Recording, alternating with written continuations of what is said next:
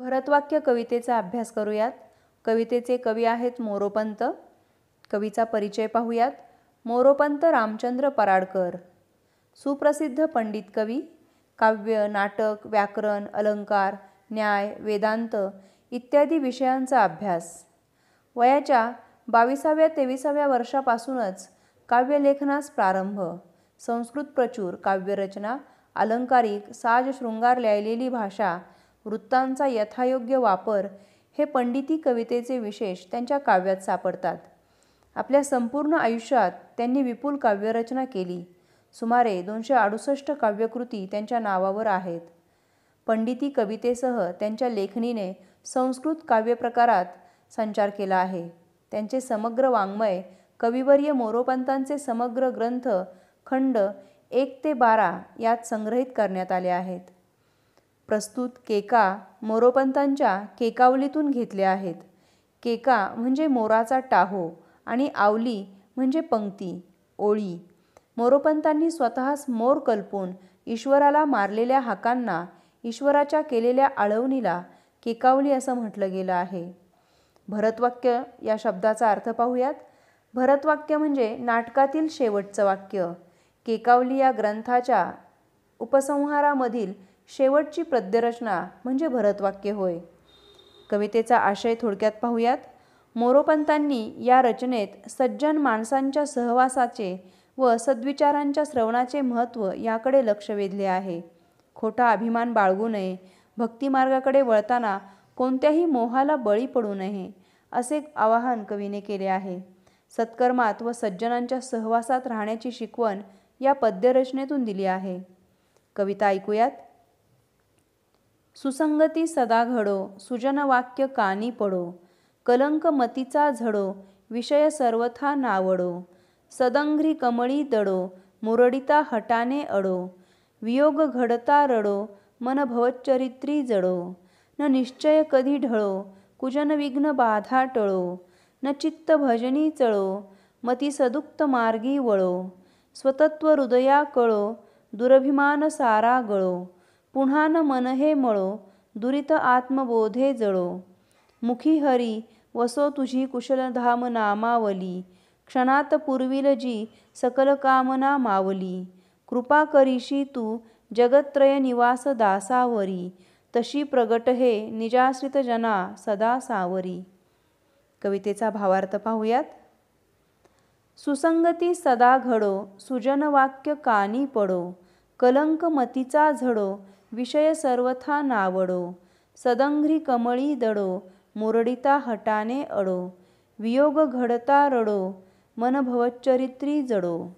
सुसंगती म्हणजे चांगल्या माणसांची संगत, सुसंगत. सदा म्हणजे नेहमी. सुजनवाक्य म्हणजे सुविचार, सुवचन. कानी म्हणजे कानावर. पडो म्हणजे कानावर ऐकू येवो. कलंक म्हणजे डाग. मती म्हणजे बुद्धी. विषय म्हणजे मोह, कामवासना. सर्वथा म्हणजे पूर्णपणे. नावडो म्हणजे आवडू नये. सदंघ्री म्हणजे सज्जनांचे पाय. कमळी म्हणजे कमळ फुलात. दडो म्हणजे लपावा. मुरडिता म्हणजे मागे वळताना. हटाने म्हणजे आग्रहाने, हट्टाने. अडो म्हणजे अडकून राहावो. वियोग म्हणजे विरह. भवच्चरित्री म्हणजे संसारधर्म, भक्तिमार्ग, परमार्थ. जडो म्हणजे जडावा, लागून राहावो. काव्यपंक्तींचा अर्थ पाहूयात. चारित्र्य संपन्न होण्यासाठी संसारी जनांना मोलाचा उपदेश करताना कवी मोरोपंत म्हणतात, नेहमी सज्जनांची संगत घडावी. सतत चांगल्या लोकांची वचने, बोल आपल्या कानावर पडावेत. बुद्धीवरील गंज, वाईट विचार, दोष निघून जावेत. कामवासनेचा नेहमीच वीट यावा. त्याच्या मोहात कधीही पडू नये, त्याबद्दल नावड निर्माण व्हावी. साधू संतांच्या कोमल पदकमलांच्या ठायी आसरा मिळावा. त्यांनी दूर ढकलले तरी मनाने, हट्टाने तेथेच अडून राहावे. भुंगा जसा कमळात अडकतो, सुगंधाने धुंद होऊन निग्रहाने तिथून हटत नाही. जर कमळाचा विरह झाला तर तो रडतो. त्याप्रमाणे कमळातील मधुसेवन करणाऱ्या भुंग्यांप्रमाणे मन सज्जनांच्या पायी गुंतावे. आपले मन भक्तिमार्गात भवचरित्रात परमार्थात जडून राहावे. जर या सज्जन माणसांचा विरह सहन करावा लागलाच तर मन आपलं खूप खूप रडावं आणि नेहमी त्या सत्पुरुषांच्या चरित्रातच रमावं, त्यांचे बोल कानावर पडावेत, त्यांच्या सहवासात राहावं, असं इथे कवी म्हणतात. पुढील काव्यपंक्ती. न निश्चय कधी ढळो, कुजन विघ्न बाधा टळो, न चित्त भजनी चळो, मती सदुक्त मार्गी वळो, स्वतत्व हृदया कळो, दुरभिमान सारा गळो, पुन्हा न मन हे मळो, दुरित आत्मबोधे जळो. पहा, न ढळो म्हणजे ढळू नये, विलग होऊ नये. कुजन म्हणजे वाईट माणूस, कुजन विघ्न बाधा म्हणजे दुर्जन माणसांनी, वाईट माणसांनी आणलेल्या संकटांची पीडा.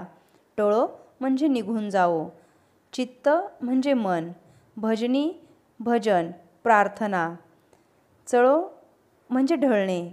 मती म्हणजे बुद्धी. सदुक्त मार्गी म्हणजे चांगला जीवनमार्ग. वळो म्हणजे त्या दिशेला जावो.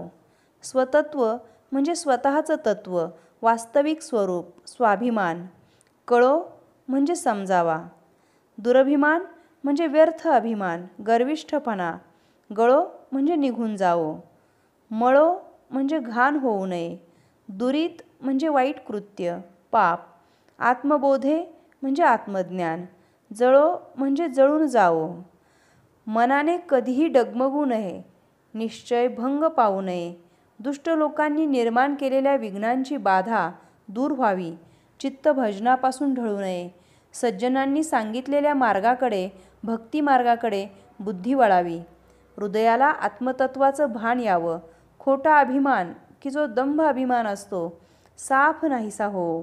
असे पावन झालेले भक्तिमार्गाला लागलेले मन पुन्हा विषयांच्या लालसेने मलिन होऊ नये वा चंचल होऊ नये आणि आत्मज्ञानाने सारे पाप अनिष्ट जळून भस्मसात व्हावेत, असे इथे कवी म्हणतात. पुढील पंक्ती पाहूयात. मुखी हरी वसो तुझी कुशलधाम नामावली, क्षणात पुरविल जी सकल कामना मावली.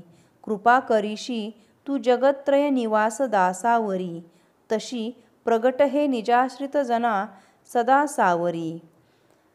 मुखी म्हणजे तोंडात, हरी म्हणजे देवाचं नामस्मरण, वसो म्हणजे राहू देत. कुशलधाम नामावली म्हणजे शरीररूपी धाम म्हणजे एक घर आहे आणि ईश्वराच्या नामस्मरणाने कुशल म्हणजे शांत स्वस्थ राहू देत. सकल कामना म्हणजे सगळ्या इच्छा. जगत्त्रय निवास म्हणजे 3 जगात निवास करणारे, स्वर्ग, मृत्यू, पाताळ ही जी 3 लोक आहेत त्या लोकांमध्ये निवास करणारी. दास म्हणजे भक्त. निजाश्रित जना म्हणजे आधाराची गरज असणारी माणसं. सावरी म्हणजे सांभाळावी. काव्यपंक्तींचा अर्थ पाहूयात. देवा, तुझे नाव माझ्या मुखातून सदैव येत राहो. माझे शरीररूपी घर तुझ्या नामोच्चाराने कुशल व पावन हो. तुझ्या नामस्मरणाने माझ्या मनाच्या सर्व इच्छा तत्काळ पुरवल्या जातात. तिन्ही जगात राहणाऱ्या म्हणजे स्वर्गलोकात, इहलोकात, पाताळ लोकात राहणाऱ्या भक्तांवर तू कृपावंत होतोस. तशी तुझ्या आश्रयाला आलेल्या, शरण आलेल्या भक्तांवर तुझी कृपा राहू देत, असं इथे कवी म्हणत आहेत. प्रस्तुत कवितेत कवी मोरोपंत यांनी संगतीचे आपल्या आयुष्यातील स्थान व महत्त्व विशद केले आहे. माणसाचे व्यक्तिमत्व हे त्याच्या संगतीवरून ठरते. जगात आपल्या मित्रमंडळीत, परिवारातील लोकात वावरताना बऱ्या वाईट गुणदोषांनी युक्त अशी अनेकविध माणसे आपल्याला भेटत असतात. हा सहवास उत्तम चांगला असेल तर आपला विकास होतो आणि वाईट गुणांच्या विचारांच्या सहवासात आपण राहिलो तर ते अवगुण, वाईट सवयी, दुष्ट प्रवृत्ती चटकन आत्मसात होऊ शकतात. त्याचा वाईट परिणाम आपल्या व्यक्तिमत्वावर घडून येत असतो. आपण चांगल्या लोकांच्या, उच्च विचारांच्या, चांगल्या पुस्तकांच्या सानिध्यात सहवासात राहिल्यामुळे आपल्या आयुष्यातही चांगल्या विचारांची, सद्गुणांची, मूल्यांची रुजवणूक होत असते. प्रगल्भता येत असते. जीवन चांगल्या पद्धतीने जगण्याची प्रेरणा मिळते. आपल्या वर्तनात सुधारणा होते. सद्वर्तनी मनुष्याच्या हातून सत्कर्मेच घडतात. सत्कर्मांचा परिपाक म्हणून जीवन चारित्र्यसंपन्न आदर्श बनते. म्हणून सुसंगती नेहमी घडावी अशी इच्छा इथे कवीने व्यक्त केली आहे.